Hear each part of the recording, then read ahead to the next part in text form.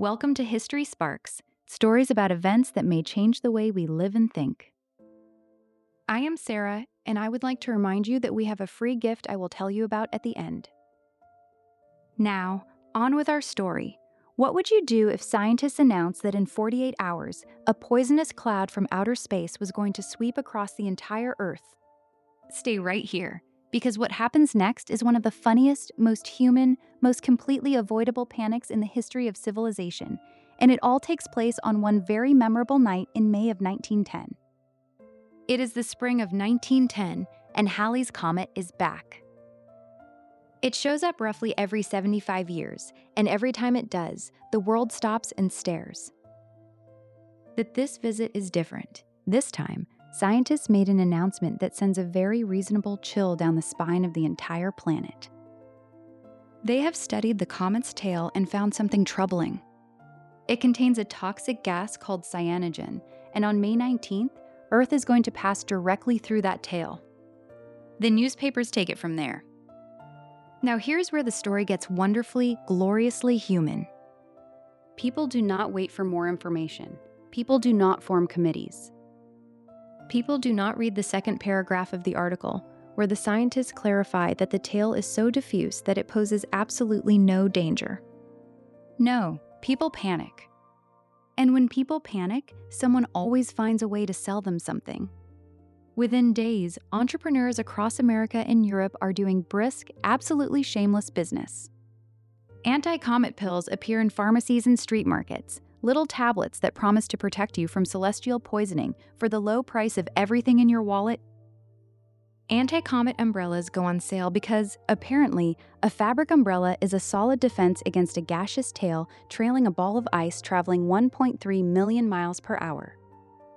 People seal their windows and doors with wet towels and rags. Churches hold all-night vigils. Some families gather on rooftops to watch the sky together, unsure whether they are about to witness a miracle or an ending. In France, people buy comet wine to toast to what they assume will be their final evening on Earth. At least they are going out in style. And here's the detail that stops you cold every single time you hear it. Mark Twain, the most beloved American writer of his age, was born in 1835, the last time Halley's Comet lit up the sky. He spent his whole life saying he came in with the comet and fully expected to go out with it. He died on April 21, 1910, just weeks before Earth passed through the comet's tail, right on schedule. He was 74 years old, and he was right. On the night of May 18th, going into May 19th, Earth passes through the tail of Halley's Comet. And the world does not end, not even a little bit. The gas is so thin, so impossibly spread across the vast emptiness of space, that not a single person feels even a whisper of it.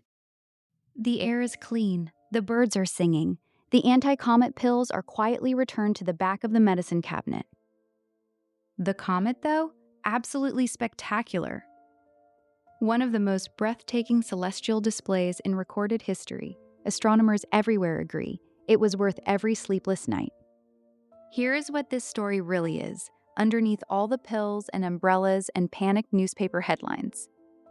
It is a story about how fear travels faster than truth, and it is a story about how we reach for each other when we think the worst is coming. Those families on their rooftops, hands clasped, watching the sky blaze with something they had never seen before. They were not foolish. They were human.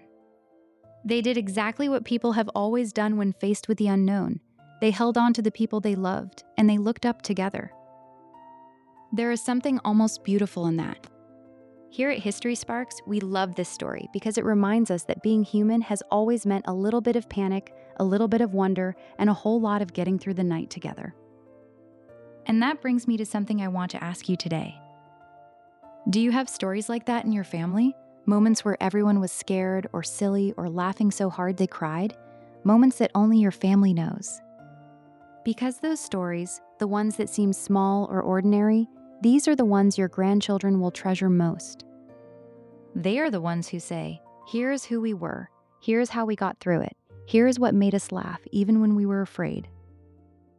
Those stories deserve to be written down. And if you have always wanted to start, but were not sure exactly how, I have something for you. A completely free family story writing guide is waiting for you right below this video. It is simple, it is warm, and it was made for people who have stories worth saving but have never called themselves writers. You do not have to be a writer, you just have to remember. I want you to have this guide. Please grab it, share it, start writing. And if my story and history sparks gave you something good today, hit that subscribe button and join our community. Every single day, we bring you a moment from history that connects directly to the life you are living right now. This is Sarah, and I will see you tomorrow. And the day after that, and I promise, no comets.